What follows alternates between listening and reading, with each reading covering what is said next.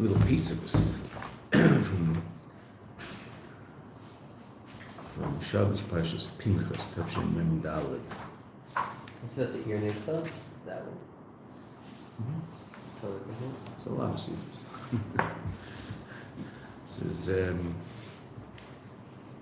it's not Muga, it's not a Sicha that's found in Likutei Sichas. It's just an interesting preparation for Gimel Tammuz, to understand what Gimel Tammuz is. What it's about, I don't know. What it's not about, we can certainly understand. It's certainly not the end of anything. It's not the end of the process that the Rebbe talked about so much before Gimel Tammuz, the whole idea of the fact that we are mamish so close to Moshiach, and that's where we are, and Chas v'Shalom, see Gimel Tammuz isn't in that. How it fits into the whole picture, I don't know. I'm not God, I don't run the world. But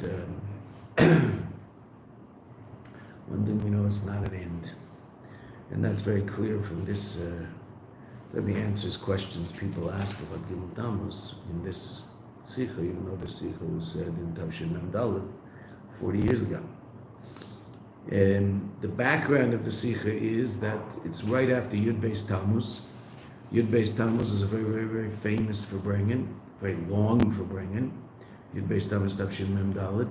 It's famous Farbrengen. You've probably seen a clip. Almost everybody's seen the clip where the Rebbe says with tremendous vitality and fervor and hope, Kera Weltheit, turn the world over today. And that someone who is not completely torn apart by the fact that the Beis HaMikdash wasn't built today, therefore it was destroyed today, so that person has a heart of stone, etc. Very, very important Sicha and heavy Sicha. So evidently, there some people were wondering what was going on, and so the Rebbe responds to them. We'll just read. I mean, we might have to skip around a little bit, but we should be able to just read it. Have an hour, close to. There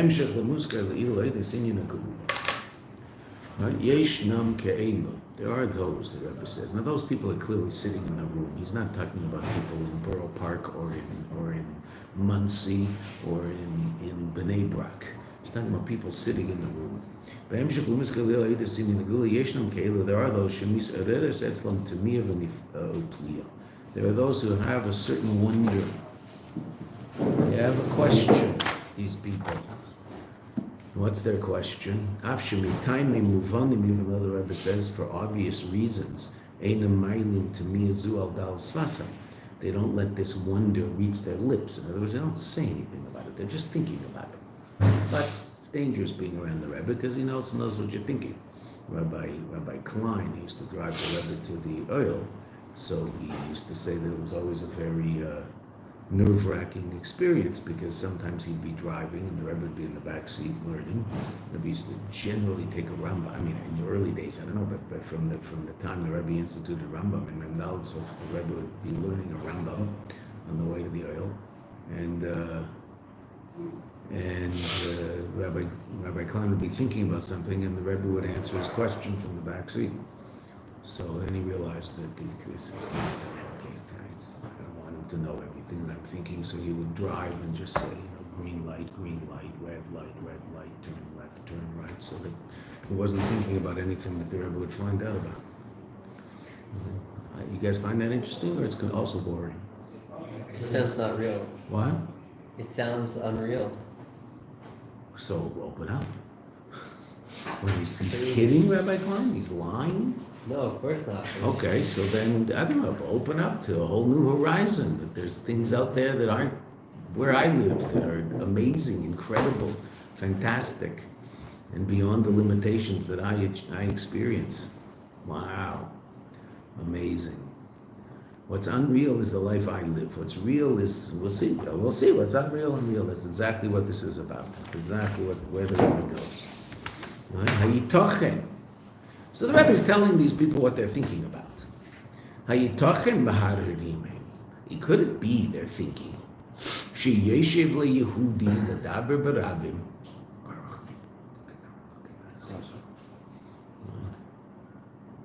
Kotzker Rebbe was once learning like this in his basement,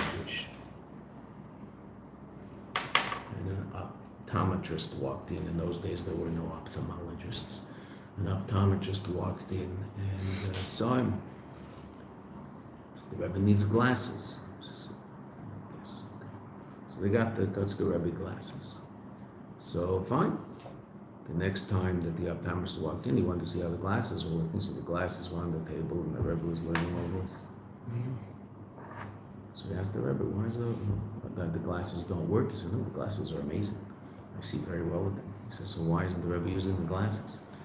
The Kotzker Rebbe said, "Because I couldn't stand having something separate my words from the holiness on the page. My eyes from the holiness on the page. The holiness is on the page.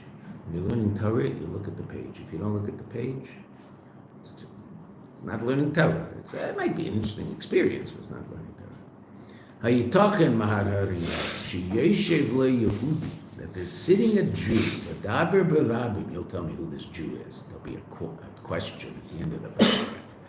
There's sitting a Jew to speak in public. Ubechol hizvadus, in every verbrengen, machris lelei heref. He pronounces without interruption, ve'ina mafsik. It doesn't stop. L'daber oidis neis echad. To talk about one subject. Bias Moshiach tzidkenu. The coming of Moshiach. Who do you think this Jew is that's doing this, that's annoying everybody? No ideas? Really? Honestly and truly? No ideas who this Jew might be who's bothering everybody? Bothering everyone? Well, it says this is bothering them because they're wondering. Rebbe's talking about himself. Who is it that sits in every Farbrengen and talks about Moshiach? V'chayzer al achrozas bala geula, and he repeats this the pronouncement of the bala geula, the one who experienced the redemption at this time, right? This was Yud Daled Tammuz. So, as I said at the beginning of the class, it was right after the Farbrengen of Yud Beis Tammuz, which of course is the day of the Frierdiker Rebbe being set free from Golis. The Frierdiker Rebbe had a death sentence passed against him by the Soviets. That death sentence was commuted on Gimel Tammuz. The Rebbe was then sent into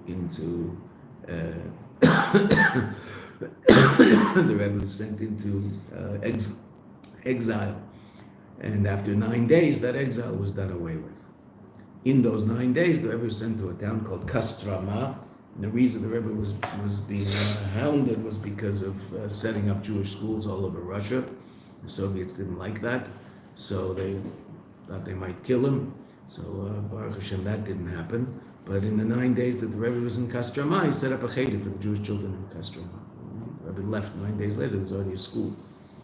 So in his famous Kriya Kedusha, the letter of holiness, the Frierdiker Rebbe said, La'alta L'Geula. Now this is something the Frierdiker Rebbe said in Tafshin Gimel, 1943, during the war.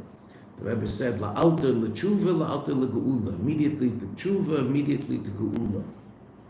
Ubad Gosha. Right? And to emphasize, She'ein Zeh Dover Shenitfas Bilvad. I mean, the Rebbe is saying that the Rebbe, is repeating the statement of the Frierdiker Rebbe, and he's talking about it every Farbrengen. And these people who are sitting in the Farbrengen are upset. Why is he talking about this all the time? She'ein zeh davar shenitfas bilvad. Not only is this something that's printed, ela kavana labias Moshiach tzidkenu b'feil mamish. The intention is the coming of Moshiach mamish, not the nice idea that, oh, yes, Moshiach's going to come. It's a nice thing to say at the end of a drasha to figure out how to end the drasha. It's real. Lamatim yasar tfachim, below asar tfachim. Below asar tfachim means connected to the ground, something that's real in Elam Hazeh. V'tekef umiyad mamish. And immediately, b'yom zeh atzmei, this day, u'b'nidain tidan, and in our case, what does that mean? Yom HaShabbos Parshas Pinchas Tafshin Daled Mem. Shabbos Parshas Pinchas 57:44. Exactly 40 years ago. Not exactly, we're not in Pinchas yet. Instead, it doesn't, when we wrote Mem Daled, we didn't write Mem Daled because Tafshin Mem Daled means, Tishmad means to destroy. So it used to be written Tafshin Daled Mem. Ukemeichen oimrim b'chol pam. And similarly, they say every day, every time, Shianagnu, Shiabane Beis Hamikdash b'imheri b'yameinu. They should build the Beis Hamikdash speedily, Madgishim, and they emphasize She'ena Kavana b'imheri b'yameinu machar ela yom mamish. So these people are wondering, why is it that the Rebbe keeps talking about Moshiach and is emphasizing the fact that Moshiach is so real and so necessary to come mamish now? It's just bothering these people, whoever these people are. But they're sitting in the room, that's for sure. But Vadai Mamin Kol Yehudi, definitely every Jew believes Mashiach Tzidkenu Yochel Levei B'chol Regel, that Mashiach can come every moment. Achaka Le B'chol Yom Shi'aver. Right? I'll wait for him to come every day. Now the Rebbe, the next part of that song, Ba'afal Pishi Yismameh, the Rebbe never sang that part of the song. That's why in Lubavitch we don't sing that part of the song. Why? Ani Mami. Ba'afal Pishi Yismameh, even though he's tarrying, the Rebbe never sang that part of the song. It's not tarrying, it's coming right now. We don't sing that part of the song. Ani Mami we sing, not that part. B'vadei Mamin Kol Yehudi Sh'Mashiach Tzidkenu Yochel Levei B'chol Regel. Right? Achaka Le B'chol Yom Shi'aver. I'm waiting that every day should come. Aval Afal Pikei, nevertheless, Mahar Harim Hem, they're thinking, these people, whoever they are, Mahi Pesher, what's the explanation of Hanhaga, of this behavior? They're talking about the Rebbe's behavior. L'daber l'loi cheref, to speak without interruption, al inyan zeh, this idea, ulahadgish b'chol pam, and to emphasize each time, sheberege zeh mamish yochel lavei Mashiach tzidkenu, in this moment mamish Mashiach can come. Now the Rebbe says something very real that we all experience if we think about these things. Davar shekasha lifo, something that's difficult to bring about, beregesh shel adam, in the feelings of a person. She'isiaches lekach, that he should relate to this, kel davar mitziusi, to something that's real. So the Rebbe actually, Baruch Hashem, gives us a little breathing room. He says, I know it's hard to actually come to the point where you truly and honestly believe that Mashiach is coming and that Mashiach is something real. So these people are wondering why the Rebbe is talking about it all the time. Because it's so hard. So what do they say? Bishlam, it makes sense. These people say, Kasher, again, they haven't said this, right? Because they'd be embarrassed to say this, but they're thinking this. Kasher maskirim pamay, this bis Mashiach tzidkenu. When you talk every now and then about the coming of Mashiach, nu, safe, call safe. When all is said and done, harei zeh mi'ikar emunah. This is one of the principles of faith. Aval ma'u pesher adibur. What is the explanation of the fact that this person is talking about it, valahat, and their tremendous energy, binyan zelelei heref, without interruption, b'chol izvadus v'izvadus, in every single verbringen, ki ilu hayu roitzim la'achnis as davar bereishim shel hashemim b'keyach, as if they're trying to put this into the head of the people listening b'keyach, as if the Rebbe is trying to hammer it into our head. Why they're asking, the Rebbe says. And furthermore, they continue to think. It's unbelievable. The Rebbe talking to his Chassidim. That Jew, that Jew who's talking about the fact that Mashiach is coming mamish this second, at the same time, he has on his table in front of him at the Verbrengen a Siddur. Why? Because what's going to happen right after the Verbrengen? So the Rebbe would Verbrengen on Shabbos, and then immediately after, daven mincha. The Rebbe would daven mincha from where the Rebbe Verbrengens. So why did the Rebbe have a Siddur? Kedei shaloi litos chas v'shalom, in order not to make a mistake. The Rebbe looks in the Siddur for everything. B'nusach bracha achroina, in the nusach of bracha achroina, sheba madubar oidus ha'geula b'lashon hasid, and in the bracha achroina it talks about the geula, something that's going to happen, not something that is happening. It talks in the future tense. Ukemechen, also, machzik is a siddur, he's holding the siddur. Kedei loimar b'tfilas ha'mincha tzidkos chatzedek, in order to say that tefillah that we say after chazaras hashatz and mincha, which is shayach to golus. Inyan kosher in golus. That's why we don't say it when there's no tachtun. Davar v'hipuchei. This is something in its opposite. Here's this man sitting there in Farbrengen, non-stop about the fact that Moshiach is coming tot. And the fact that Moshiach hasn't come is harder to understand than the reality that Moshiach is coming. And the Rebbe is trying to take us to that place.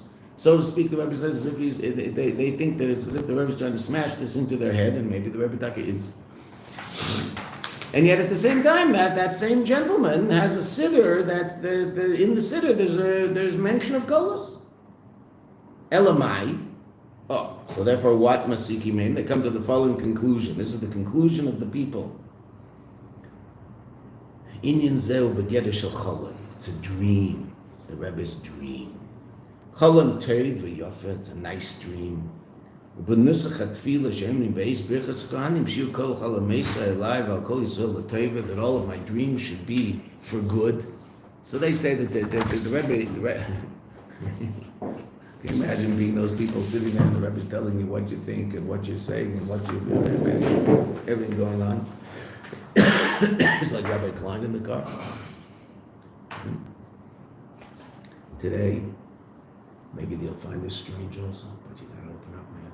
There's something called a tzaddik, tzaddikim b'chlal, or different breed. Today is the yard side of the tzaddik, Mordechai Leyahu. It's his yard side today. A very special Jew, lived here in Eretz Yisrael, passed away maybe 20 years ago. Very, maybe not, a little less. Had to be less because I remember standing, I went to the Levi with my son-in-law, and their 20th anniversary is coming up, so it was less than 20 years ago. How long, I don't know, 17, 18, he passed away quite a while ago. He was a big makubal. His father was a big makubal. He came from North Africa. He was the Sephardi chief rabbi. Incredibly special person. His son is the chief rabbi at Tzfas today. So he was very, very close to the Rebbe. He was a chassid of the Rebbe, mamish. So it came up in Farbrengen yesterday in Shul. We were talking about him. So he lived in Yerushalayim. A number of the people in the Farbrengen had met him personally. Some people more than once. I met him once, but some people had met him more than once and actually had a relationship. So one of the people who had a relationship was a Lubavitcher businessman who davens in our shul, and he once went to Mordechai Eliyahu to ask a bracha for a business deal. So he said, yeah, you should do the deal. So he did it, and he lost all his money. So he went back to Mordechai Eliyahu. He told us this story yesterday. Went back to Mordechai Eliyahu, and he said, I lost all my money. He told me to go in the deal, I lost all my money. So Rabbi Eliyahu smiled and said, Ta'iti, I made a mistake. He said, Raka Rabbi mi Chabad lo to'eh. So don't leave the Lubavitcher Rabbi doesn't make mistakes. I made a mistake. That was his point. So you don't want mistakes, so go ask the Rebbe. I made a mistake.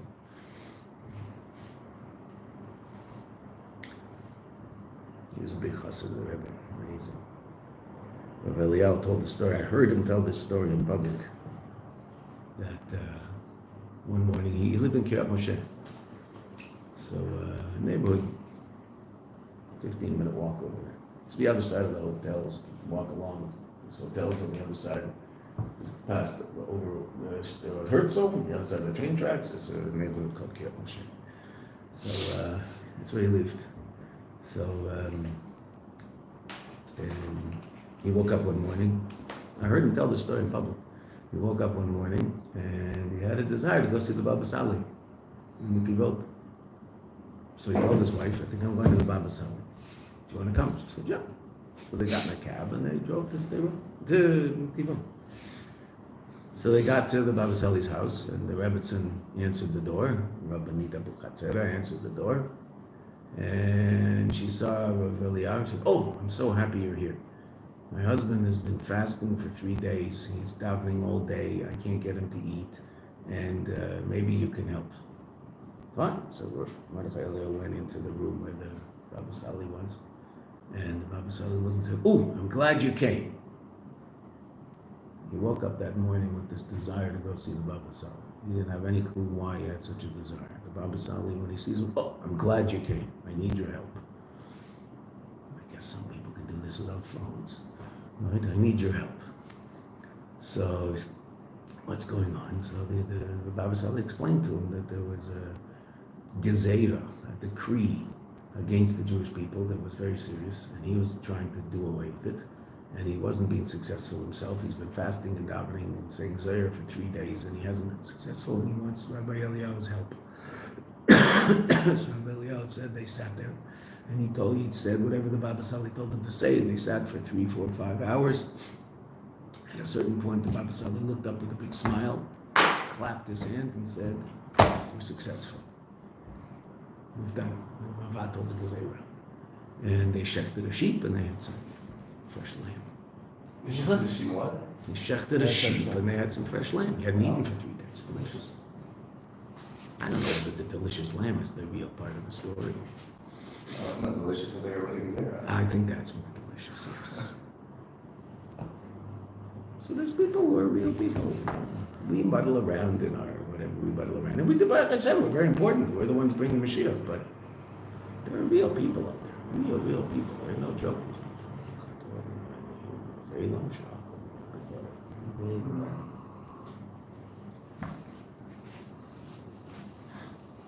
Not that we need it. It happens to be a Rashi on Chumash. When it says that the Kadosh Baruch Hu thought he'd create the world b'midas adin, and then he said the world couldn't stand the midas adin, and shituf b'midas arachim. He put in the quality of mercy. What's the quality of mercy? Tzaddikim. What's mercy? Mercy is revelation. Right? Now, hopefully we don't need this, but sometimes we might. How do you know there's a God? How do you know He created the world? Because there's tzaddikim.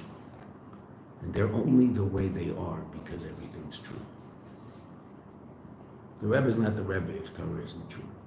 Rabbi Eliyahu is not Rabbi Eliyahu if Torah is not true. I told you the story about Moshe Wolfson last week, I think. Right? Rabbi Moshe Wolfson passed away last Shabbos. So Leibel Shapiro, the Rosh Yeshiva in Miami, I'm pretty sure I told the story. Leibel Shapiro, the Rosh Yeshiva in Miami. So he told the story, he put it on video to talk about Rabbi Moshe Wolfson. Rabbi Moshe Wolfson was a big Rav in Borough Park, very special man. Ask Rabbi Kleinman about him, because Rabbi Kleinman grew up in Borough Park. He knows him. I'm sure Rabbi Levinger also knew him very well. Knew of him, went to his shul now and then. So, And there was the Kimball, the Hanukkah Kimball anywhere in the world, was Rabbi Moshe Eliyahu, the one who spoke about the Rebbe being Aaron, and then Rebbe didn't hear it. And then Mordechai Eliyahu. No, Rebbe was smiling. He said they said when Moshiach comes, so the Rebbe's going to light the menorah. He said someone who's not a Kohen can't light the menorah. But they can move them. They can't. Just can't do it inside. They can move the menorah out, light it, and then put it back. As he said that I was standing there at the Koisel, it was Tefshin and Aleph, Hanukkah Live, and there was a big screen. We could see the Rebbe on the screen. It was Yerushalayim, Moscow, Paris. So it was very amazing. Australia, I don't know how Australia was there. They were there. I mean, it must have been 3 a.m. or something, but they were there also. It was an amazing thing. Tefshin and Aleph, Hanukkah. Yes, he came to light. Mordechai Eliyahu. So Moshe Wolfson was in Miami. He used to go there in the winter. He passed away at 99, right? So he used to go there in the winter. I guess the New York winters were a little tough. So he became closer with Leibel Shapiro, the Rosh Yeshiva of the Advanced Chassidus in Miami, very special Jew. So Leibel Shapiro asked him, "How did you become a chassid of the Rebbe? What happened?" So how did you become such a chassid of the Rebbe? You teach the Rebbe's Torah all the time. In public, tell people it's the Rebbe's Torah. So he said, well, once he was in Eretz Yisrael, and his grandson was sick. He had an apartment. They rented a place in Eretz Yisrael. Next to the place was an abandoned shul.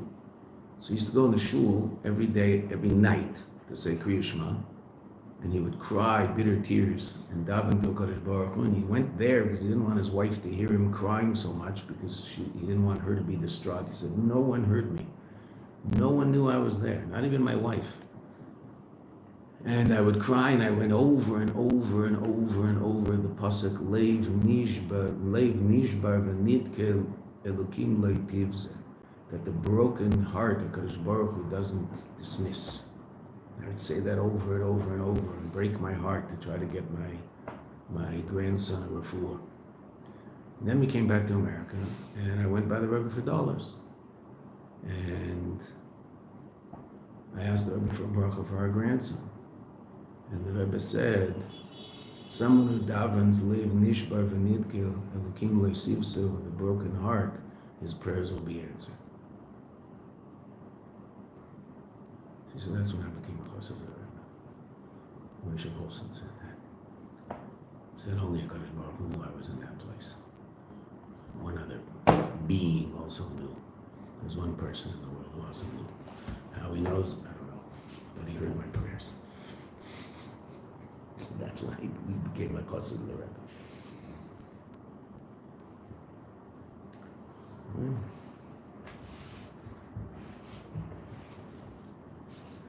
Some people, when they hear stories like this, do their best to sort of dismiss them. Why? The story's not about me, and I'm not holding on that level, and so it seems irrelevant. Well, it's true, the story's not about me. It's true, it's not about me. Not everything's about me. The story's not about me. I'm not holding there. I can't imagine what that looks like. It's a state of reality completely beyond anything I can imagine. Okay, say it. Is there such a state? Hopefully I can open up to such a thing. I mean, we believe the stories in the Torah, right? All about these amazing tzaddikim who did all these wild things. It's important to be able to understand these things, appreciate them, not have to understand them, appreciate them. Okay, so what? So what do these people say? That it's all a dream. Second paragraph, right? The last paragraph before you Aleph. Elamai, Masikim Meim, do they conclude? Inyan zel begeder shel chalom. Chalom teiv v'yofa. Nice chalom.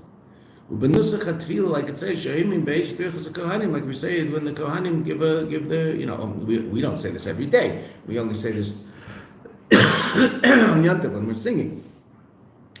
And in the last three words, we say, Shiu kol chalameisai alive, I'll call Yisrael Teva, that all my dreams should be good. Well, the Yidden's dreams should be good. Aval loy davim etzuzi, but this isn't something real, this Moshiach business. It's not real, it's just a nice dream. There's also a difference, even la between something real and a dream. Because after all, if I do damage to someone in a dream, I don't owe them money. Right? Why? Because I didn't really do damage to them. It was a dream. Therefore, they claim, these people, who the Rebbe is talking about this whole page, why do you have to talk about dreams all day? Why are you talking about your dream? These thoughts that these people are having, they're not coming from a lack of amunah. That every Jew believes the Moshiach can come every moment. That's the nature of a Jew. That's what a Jew is all about. Nevertheless, in this person's knowledge, that we're still in Golos. We're still the slaves of Achashverosh, meaning that's a statement relative to Purim, of course. Right, that Purim, after the Geula of Purim, so the Geula obviously wasn't complete because we were still under the control of Achashverosh even after all of those miracles.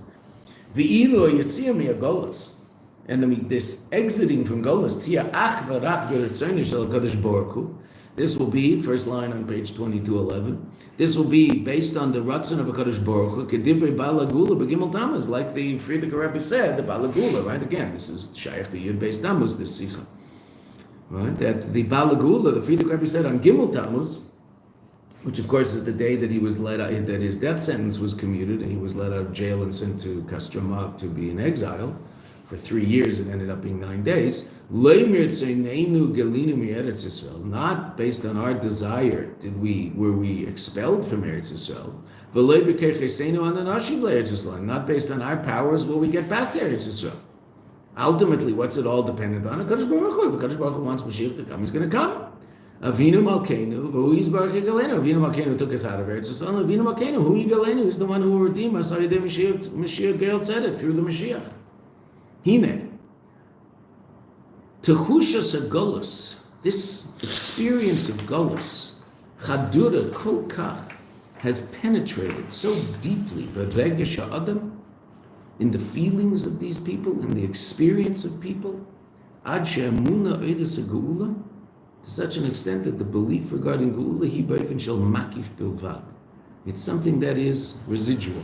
Makif means it's not part of my inner conscious reality. I know that there's such a thing called Moshiach. You ask me, is there a Moshiach? Yes, there's a Moshiach. When's he coming? Today. It's coming today. Do I really believe that? Do I live that? Do I plan my day accordingly? It's what's called makif.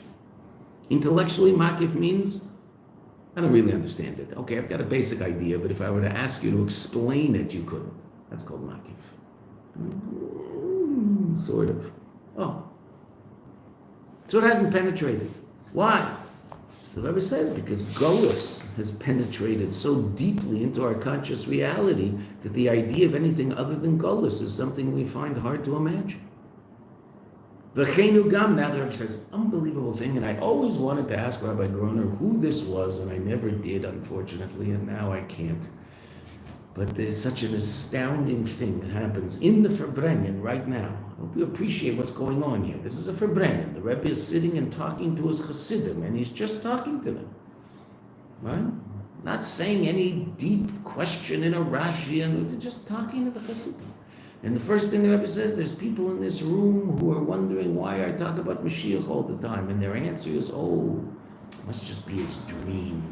And why are they thinking that? Because they're so completely versunken geworden, sunk into Golus that they can't imagine anything but Golus. There's not Golus is what's real. So they think that Mashiach is a dream, and Golus is real. And the Rebbe says this could also be regarding Geula Pratis. This would also be relative to a person's own individual Geula. Shehudi machdir la'atzmai, the person internalizes inyan shel Golus, the reality of Golus, of limitation, until he can't free himself from this.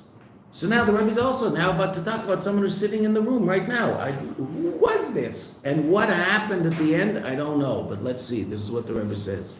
Yehudi, a Jew, Tamim. Tamim means he was a student in Temchet Tamimim. Im Kol HaMailas. Means a Chassidish Yid. There's a Chassidish Yid. Yeshe Bizvadu Shel Yom Shabbos is sitting in a Verbrengen on Shabbos. The Yid's got to be sitting there right now, in front of the Rebbe. Umeitzer v'dayed, and he's worried. Makara, what happened? Hareifa Marla, the doctor said to him, Shitochen shalachre Shabbos yitztarech laver nitur. The doctor said to him that it might be that after Shabbos he's going to have an operation. So he's worried. So the Rebbe asks, who was this and what happened? I don't know. I really wish I knew. I guess I didn't wish enough because I could have asked Rabbi Goldman. Why are you worrying about this on Shabbos? Behold, all of your work is done.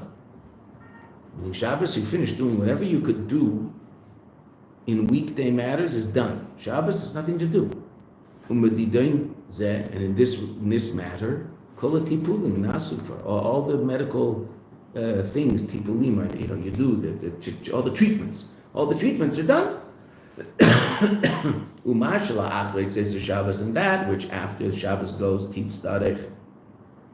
You might have to lisnagal pitzi Torah. You might have to act in accordance with the command of the Torah lishmei l'divrei reifa, which means you have to listen to the doctor. This is only after Shabbos. Therefore, why are you drawing down on yourself something so undesirable? I mean, this negative feeling, why are you doing that to yourself? There's nothing you can do about this right now. It's Shabbos. Shabbos is holy. Enjoy Shabbos. You can do something about your medical situation now? Nothing. So why are you bringing these negative thoughts onto yourself? Why are you worrying about it? Ubefrat, unbelievable. Ubefrat, shadavar nikar b'fanav. It's recognized on his face that he's in pain, that he's worried. Umafriya gam le'elohim di misriva, and this is bothering the people around him. The people around him are looking and saying, "What's wrong with Shleimallah here? He's all depressed." They say, "Wow." Zeis right. Furthermore, we're going to daven mincha in a minute. The Rebbe says, that it is my prayer to you, Hashem, that it's an auspicious time.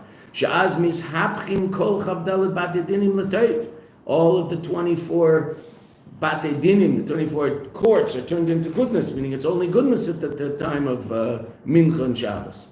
V'oid kidei kach, it's a level even beyond Shabbos. That's why after Mincha and Shabbos, we don't say good Shabbos, because it's a level l'mayla mi Shabbos, arriving. We've transcended the normal level of Shabbos. So the meaning is not to say good Shabbos after Mincha, because you're on a higher level beyond Shabbos. That's what we're getting close to that, the Rebbe says. What does that mean? It's a higher level of Kedusha than Shabbos itself. It's the highest level, it's beyond Shabbos, so we don't even say good Shabbos. Good Shabbos is relative to the normal level of Kedusha of Shabbos. Mincha is even higher. What do you say? Nothing. Say hello. What do you say on a Tuesday? Don't say good Shabbos on Tuesday. You say hello, how you doing? Hopefully. If someone says, why didn't you say good Shabbos? Because it's arriving, they're arriving. I mean, probably they won't ask. If they want to ask, you can sit down and explain to them, but most people don't ask. If someone walks by you and says good Shabbos, say good Shabbos back if they're going to freak out if you don't say good Shabbos. It's not an unveiled, but it's a level beyond Shabbos. So we relate to that, we remind ourselves of that by not saying good Shabbos to people. It's not that we ignore them, just, okay. We don't initiate it. So it's a very auspicious time. V'ad kedei kach, she'elokim b'rav chazdecha. It's a time of great mercy. Hainu, shafila mishem Elokim, even mishem Elokim b'rav chazdecha. Shem Elokim, which is midas adin v'gvura. Nimshach rav chazdecha. There'll be chesed from the level of din. V'im kein. If so, harizu shas kesher levatel in yonim elu, to do away with all of these things, mikol v'kol. B'vadei shein lein l'chol liyos leitzer b'teidoch. Definitely, you shouldn't worry about it all now. Wow. This guy's sitting in Fabrenga. Now, what does it sound like the Rebbe just did? It sounds like the Rebbe just got rid of it. I'm not sure. I mean, I don't know. That's why I always wanted to ask Rabbi Groner, what happened? Who was it and what happened? But it certainly sounds like the Rebbe just said.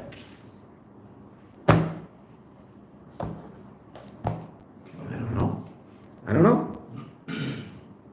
Valderach zeh binyanenu, so too on our inyan. That since a person's so penetrated with this feeling of golus, so therefore he can't feel a reality of geula. Thinks Moshiach is off the wall. Why is Moshiach off the wall? Because a person's so stuck in golus that he can't open up to the fact that there's something called Moshiach. Now the Rebbe is going to explain to us what's the dream. And what's the real reality? Well, you all know, because you say Shiamallas now and then. How do we describe our 70 years in Golus? Hayinu Kacholmi. We were like dreamers. Golus is the dream. What's real life? Geula. We've been asleep for 2,000 years. Okay, so then you might think that sleeping is what life is all about. But sleeping isn't what life is all about. Being awake is what life is all about. It just happens to be that we've been asleep for 2,000 years dreaming. What's this dream called? Golus. That's how you look at it. So these people, when they hear the Rebbe talk about Mashiach all day long, they say, he's just dreaming. Is it crazy? The Rebbe says right back, no, I'm not the crazy one. The person who's so verzunken geworden in Golus, who takes Golus so seriously and thinks the Golus is what's real, that's the person that needs a refuah shlema. Because that person's living a dream and he thinks the dream is real. Mashiach is what's real. Geula is what's real.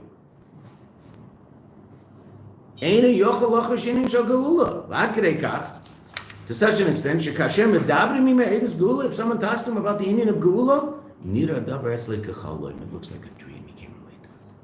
Nah, come on, be realistic. Golus is realistic. You ever read the Torah about who the Jewish people are? And what's going on in Elam Hasid today looks like this is a true expression of who the Jewish people are. Mamlechas Kohanim, Goy Kadosh. That's how we're treated, that's how we look, that's how we act. That's real. That's what the Torah says about us. Golus is just a complete topsy-turvy. That's exactly what Golus is. Golus is like a dream. What's a dream? A dream is a state where order doesn't exist. We learned the mimer here. This here. We learned the mimer of Purim about dreaming.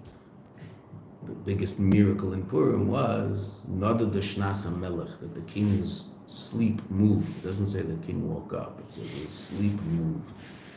Sleep is a very, very, very lofty state of reality, where you're closer to a Kadosh Baruch Hu than you are when you're down here. What happens to your neshama when you sleep? Your neshama goes back up to its source above, is rejuvenated, and then comes back down, and you're full of energy.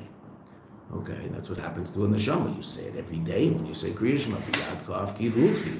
I'm giving my soul over to you. It's going to plug in like a car to its electric whatever. And then come back down into Elamaza and have energy for the next day. That's what sleep is for the neshama. Oh, so on a certain level, the neshama is on a higher level when we're asleep. But the ikr is to be awake. So if you could combine those two, that'd be the best. And that's the miracle, Nada de Shnasa Melech. It doesn't say the king woke up, it says the king's sleep moved.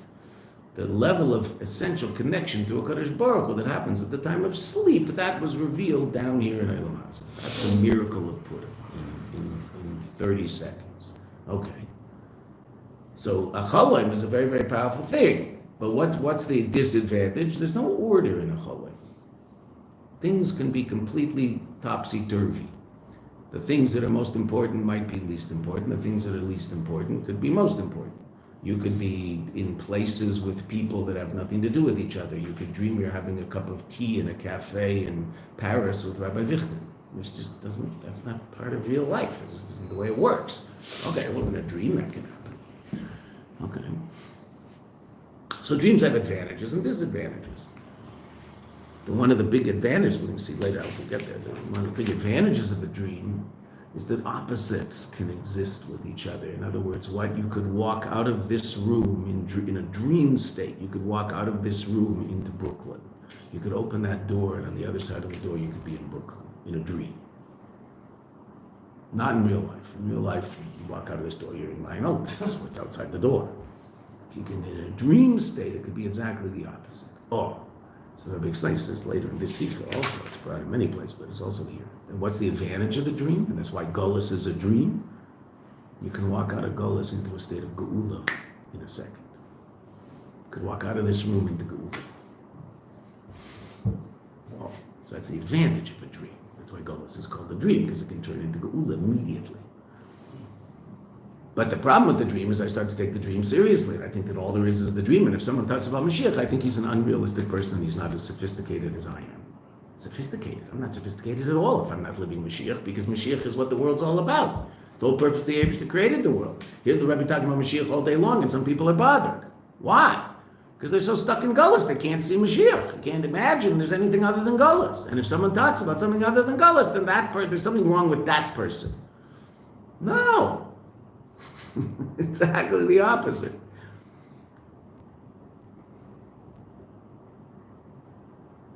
Wow. Since a person is so stuck in Gullus, he can't feel Geula. If you talk to him about Geula, it's like a dream. Don't be a dreamer, be real, man. Get a degree, get a job. Amnam lamite shel davar hefechu l'nachan. The opposite is true in truth. Yeshna drush patara or. The Rebbe quotes the Alter Rebbe. We'll just have to skip around in here a little bit. So I just wanted to see more of this. It's just such an amazing sikha. Get a feel of the Rebbe. The Rebbe relates to Bechlal. Also, the Rebbe relates to the Fidik Rebbe. And this helps us understand what Gimel Tammuz is all about. It's not the end of something. It's part of a process. How? It's not my job to know those things. Yeshna drush patera or dibur mascha shir malas b'shuv hainu kecholmim. We were like dreamers, shir malas, right? Say it, bench. Shebei mavur klaus in the galus who bedugmas a chol. The galus is like a chol. Kloimar, what does that mean? Hacholaim hu leia dibur al geula. The dream is not speaking about geula. Ela adarabah, but the opposite is true. Au contraire, mitzias a galus ichol. The existence of galus is the dream. Shechein malo Yehudi linyan galus. What in the world does a Jew got to do with galus? Galus is a state of concealment, and a Jew is all about revelation. The word Yehudi, what is it? Yud, Kei, Vav, Daled, Yud. What is it? It takes take that Yud, which is the 10 powers of your soul, and put it under the Daled, under the 4 The 4 wings of Shechina, and what have you got? Yud Kei Vav Kei. A Yid is a living, breathing expression of Elokus. I don't know whether we talked about it the other day, I'm not sure. Never remember these things. Right? Tzemach Tzedek. Ever see a picture of the Tzemach Tzedek? Pretty serious guy. Tzemach Tzedek was having a conversation with a philosopher friend, and the philosopher friend said to the Tzemach Tzedek, they can prove to the Tzemach Tzedek that God's not omnipotent. I think we talked about this. I have this recollection of talking about this. Right? That God's not omnipotent. He's not all-powerful. Why? What can't God do? Make a brother that. No, that's Another God. Mr. Anselm. Can't create another God. That's the stupid. Oh, yes. The real, right? This is a better question. Can't make another God. And what was the Tzemach Tzedek's answer? He made the truth. He did. He made a Yid. What's a Yid? A chelik elokam mimal mamish. A little piece of God walking around in a body. It's your neshama. Whoa. Okay. So that's what a Yid is. So what's the connection of a Yid to Gullus? Because Gullus is where you can't see Elokus. A Yid lives Elokus. That's what he is. So what's the connection of a Yid to Gullus? Doesn't make any sense. V'zel metzius amiti sheyehudi. V'ilu ha'geula hi b'hakitz. The geula is when a person's awake. V'zui metzius amiti sheyehudi. That's the true reality of a Yid. Which is what the Rebbe is trying to yes, as the Rebbe said earlier, it's as if he's trying to bang it into our head. Yes, that's exactly what the Rebbe is trying to bang into our head. What reality really is. The reality I perceive is what reality really is? No, reality is Elokus. I perceive my own navel. Spend my time contemplating my own belly button. Right? Can't get out of myself, stuck in myself. We're all stuck in ourselves. Okay, does that mean I'm a terrible person? Doesn't mean I'm a terrible person. Can I get to another place? Yes. Do I have to turn Judaism into that which is somehow all about me? I don't have to do that. I don't have to. I can. A lot of people do. It's all about my growth and my spirituality and my intellectual growth and my spiritual growth and my, okay, good. That's good stuff. There's one thing missing from all that. It's called God. And if you look in the Torah, it seems that God's it's sort of the center of it all. Like it seems to be about God. There's this guy named Moshe for some reason. For some reason, God runs the world through a guy named Moshe. Why? I don't know, but he does. God doesn't split the Red Sea. He tells Moshe to split the Red Sea. Now, of course, God split the Red Sea, but he didn't split the Red Sea. He said, Moshe split the Red Sea. God doesn't make hailstones with fire in these. He told Moshe to make hailstones, but God did it. It wasn't Moshe. That's why Moshe is not mentioned in the whole Haggadah. Not one mention of Moshe Rabbeinu in the whole story of Yetzias Mitzrayim and Haggadah. That's sort of funny, right? Because it's sort of his story. Why not? Because we might think he did it. Well, he didn't do it. God did it, but did it all through Moshe. Everything. Who gave us the Torah? God. Well, yeah, but through Moshe. It's called Torah's Moshe. It's not Torah's Moshe, it's Torah's Hashem. It's also called that. So for whatever reason, the Kadosh Baruch Hu likes this thing called Moshe Rabbeinu, this person called Moshe Rabbeinu. Okay? No one has any hang-ups about Moshe Rabbeinu. Everybody's into Moshe Rabbeinu. The machlekes in the Jewish people is a Maimer Chazal. Whether you believe in that Maimer Chazal or you don't believe in that Maimer Chazal. He's pashtus of the Moshe b'chol dara v'dara, that there's a Moshe in every generation. So what do you mean by It's a statement of Chazal. It's a Zayar. It's a statement. So some people leave it. They're called Chassidim. Some people, whether they know about it or not, I'm not sure. I'm sure. You have to ask them. I'm not sure. All right. Moshe Rabbeinu was there. Right. There was a Moshe Rabbeinu. Moshe Rabbeinu in every generation. I don't understand. What do you mean? It's a Zayar. It's a Maimer Chazal. Right. He's pashtus of the Moshe b'chol dara v'dara. So the Eibush still runs the world through a Moshe Rabbeinu. Why? I don't know why. Why did he do it then? That's just the way he likes to run the world. Why did tell the Kadosh Baruch Hu how to run the world? It's the way he likes to run the world. Okay.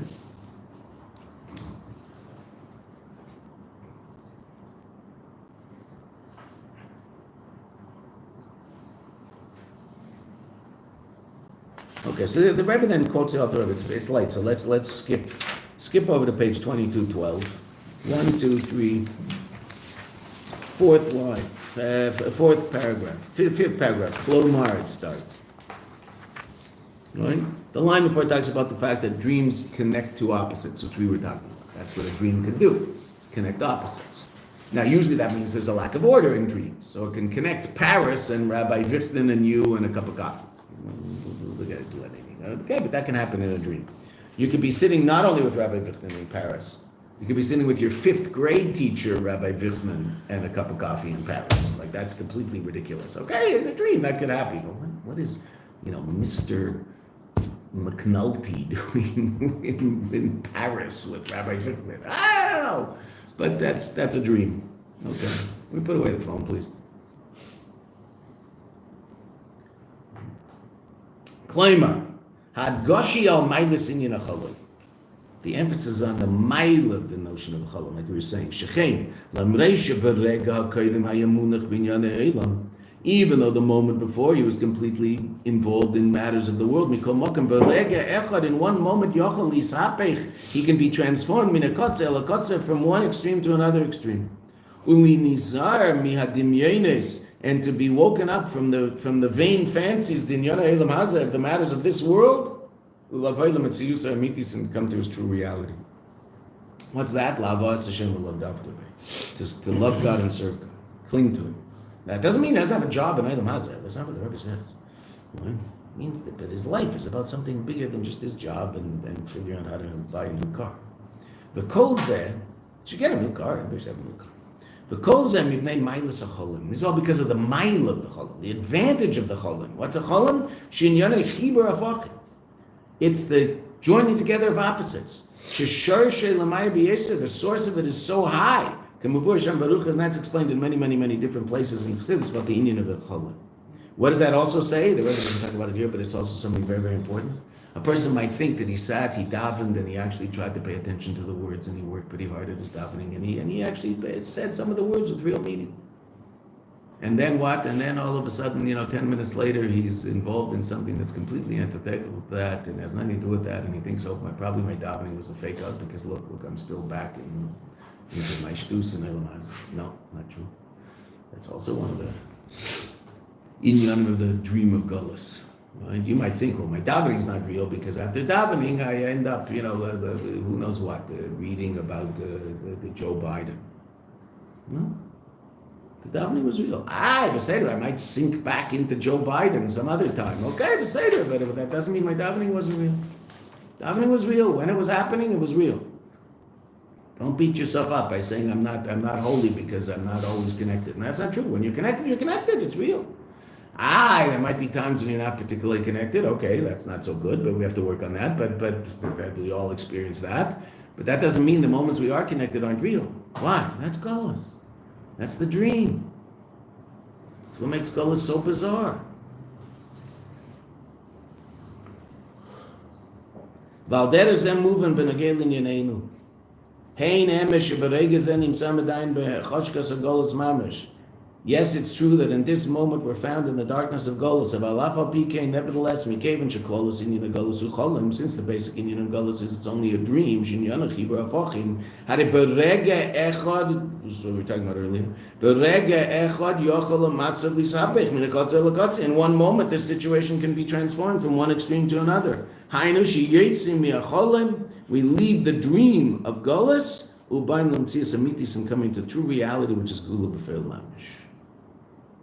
V'mafteach lekach, and the key to this, b'yadash kol echad v'echad, is in the hands of every single one. Hainu leidak b'yadash shel rei v'kal, not only in the hands of the majority of the congregation, kim b'yad kol echad v'achas mamish, in the hand of every single one mamish. Kemuva b'mamish ad marzokin, like the Alter Rebbe says, isa b'tikunim shafilim hayat tzaddik echad. If there was one tzaddik, amich kulam tzaddikim, and all the yidden are tzaddikim. Chayzu b'tshuva shleima, but the other would return in complete tshuva in his generation. Hayam yad ba Moshiach would come right away. Upsak din b'borer b'divrei Rambam, and it's a psak din in the words of the Rambam. Osam ma'isam mitzvah achas, a person does one mitzvah. Hare hichriyas atzmei. The Rambam in Hilchos Tshuva, he decides for himself as kol ha'olam kulei and the whole world, the chavskus for the side of merit, but God him loy, and he brings out for himself, ulahem, and also to them, tshuva v'atzola, salvation. Kamur, like we said, Yechelim Lifel Kol Zeh, a person can make this all happen, Berega Echad Mamish. Wow. Okay, one more thing I'd like you to see, Yud Gimel, and then we'll stop. And this is a question, this is where the Rebbe answers the question that people ask. Right?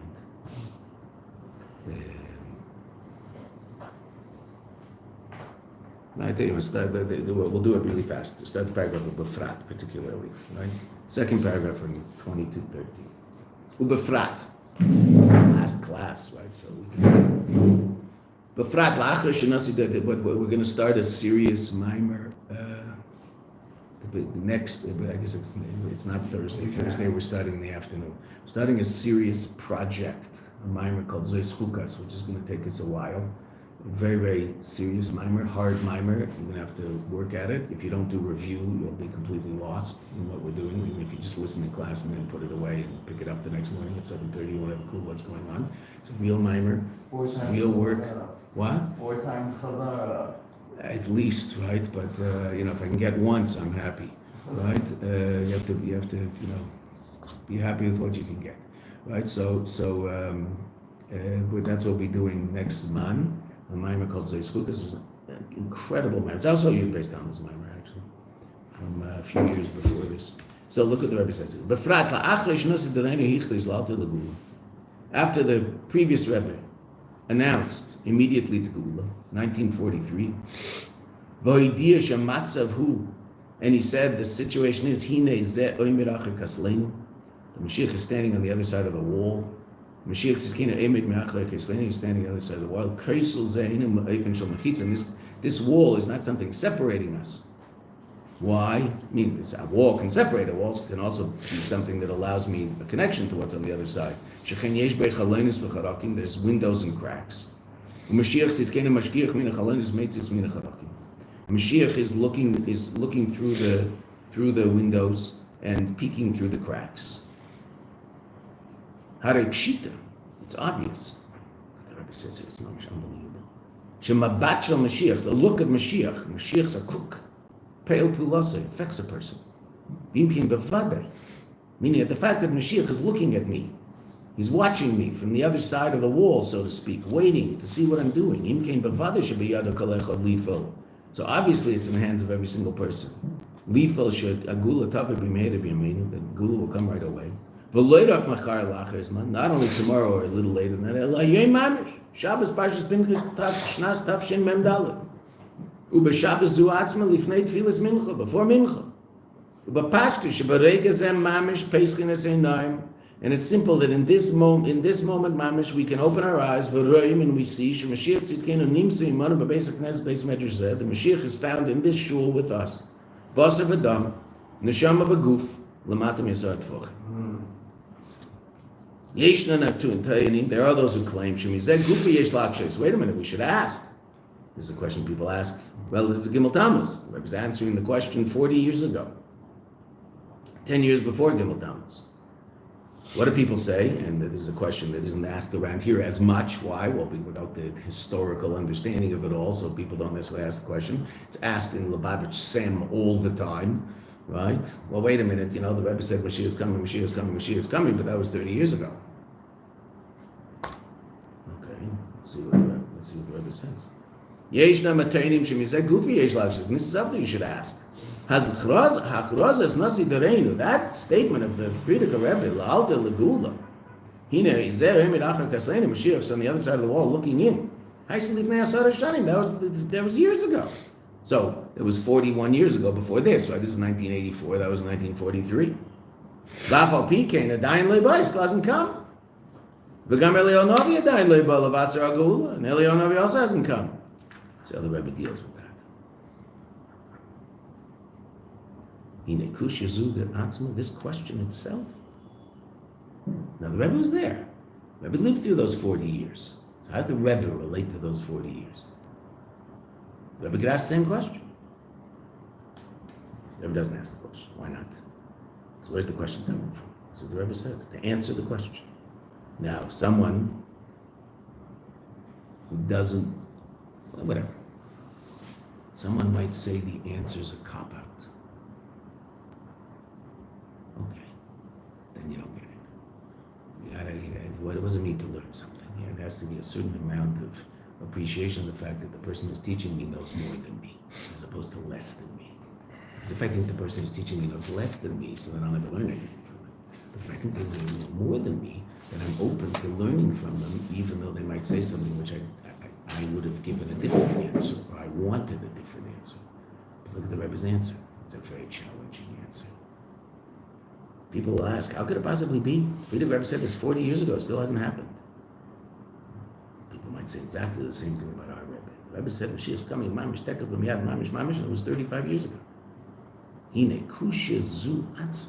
This question itself, ba mitzada uvda, comes from the fact shechadurim b'regesh golus, that a person is completely penetrated by the feelings of golus and the reality of golus and the consciousness of golus. And therefore they're not able to free themselves from the dream of Golus, and to feel that true reality bahakates in a state of awakenness, he ha'geula b'fel mamish is geula. Wow. That's the Rebbe's answer to that question. The question itself is coming from a place in Golus. Okay.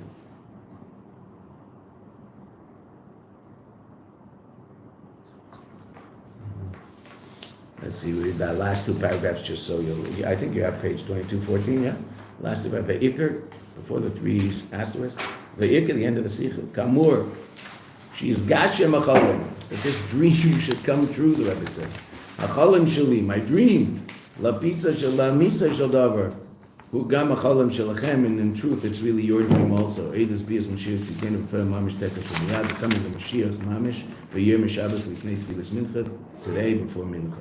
Ad l'cholim kol l'cholomis, shebiyeh mishavas atzmei boi mimananei shmaya, that will go on clouds of glory, l'artzenu ha'kedesha, to our holy land, eretz asher tamid eni havai l'kecha ba mireish Hashem barach Yeshana, the land where the eyes of the Eibishter are there from the beginning to the end. Mispayim tfilas mincha, the Shabbos zu b'Yerushalayim Yer HaKodesh, we should daven mincha on this Shabbos. Shabbos Parshas Pinchas, Tafshin Mem Dalet, in Yerushalayim Yer HaKodesh, U'Beis HaMikdash, Shlishi, Neshamas Begufim, as souls and bodies, Lamatam Yisar Tfachim B'Feil Mamish. That's what it means to believe in Moshiach. And if I'm holding in a place where I think it's not realistic, so the Rebbe explained where that's coming from. And the Rebbe said it's very, very hard to not be in that place. That's what the Rebbe didn't understand it, right? The Rebbe said, it's hard to bring about in a person's conscious reality that this is something real. I'm saying, Rebbe knows that. Still asking us to do it. Why? Because that's how we bring Moshiach. Famous Gemara, right? Rabbi Yeshua Levi is hanging out by the opening of the cave of the Rashbi in Meron. He sees Eliyahu Novi and he asks Eliyahu Novi, when's Moshiach coming? He says, why don't you go ask him? He says, where is he? He's at the gates of Rome. What's he doing? Say there, explains. So he goes and finds Moshiach at the gates of Rome. The Maharal says a beautiful thing, what's at the gates of Rome? He's outside the gates, right? Because if you want to see Moshiach, you got to get out of Rome. If you're in Rome, you'll never see Moshiach. You got to get out of that mindset. Get out of Rome. That's what the Maharal said 500, 600 years ago, 400. Okay, that's what he said. Pshat makes such an amazing Pshat in the Gemara. He's at the gates, but he's not on the inside, he's outside. So he finds Moshiach. He says, when are you coming? Today. Oh, so he's all excited. Leaves, goes and sits on a rock and waits. Sun sets, sun rises, sun sets, sun rises. Goes back to Eliyahu Novi and says, he lied to me. He lied to me. What do you mean he lied? He said he's coming today. He didn't come today. And Eliyahu Novi said a famous line to him, which is a line from Kabbalah Shabbos. Today, if you listen to his voice. So a simple pshat is today if you listen to God's voice. That's the simple pshat. Right? If you listen to God's voice, then Mashiach will come today. How do Chassidim explain it? I explain in Chassidus. Hayom im keli should listen to Mashiach's voice. What does Mashiach say today? If you can listen to Mashiach, when Mashiach says he's coming today, if you hear that and you believe that, so then he'll come today. But if you don't hear that, because you're so stuck in Gullus, the idea of Mashiach coming today is completely unrealistic, and you think that people who think that are just unsophisticated, that's exactly what everybody who's fry thinks about you. You're an unsophisticated person because you believe in God and creation. You're not sophisticated. That's exactly what they say about you. You're not a sophisticated person. The enlightened of the world. They think you're an unsophisticated knuckle dragger. Don't do the same to someone who believes in Mashiach coming today. Don't do the same thing to him. Maybe my problem is me, not him. Maybe I'm supposed to be in a place where I should not believe Mashiach. But the fact that Mashiach didn't come today is it's harder to understand than the fact that he can. That's what the Rebbe wants us to be. Ooh, that's hard. Okay, say there. What does Moshiach say? Hayan. Rabbi ben Levi asked Moshiach, when are you coming? He said, Hayan. So he says, Gemara and Brachos.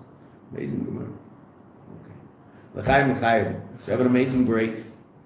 See you. We're starting a serious mimer, Zeis Chukas. It's a serious mimer, meaning, when I say that, what do I mean? I mean, it's a very good idea to show up every day, because if you miss a piece, you won't understand what's going on. And it's very important to do a review. Right? Because it's a serious mimer. It's not, what we're running serious like mimer now, but they were shorter and easier, and a few pages. And it's a mimer where you really have to hold cup all the way through the mimer. The Rebbe asks some questions and give some answers and explain some ideas, and then based on those ideas, we have to learn to ask another question. And it's a serious. It's a serious mimer, but that's what this class is supposed to be about, so that's what we're going to do. So it's Lucas. You'll love it. If you do it, you'll love it. Dr. November will be back. It's one of his favorite mimers. Hi.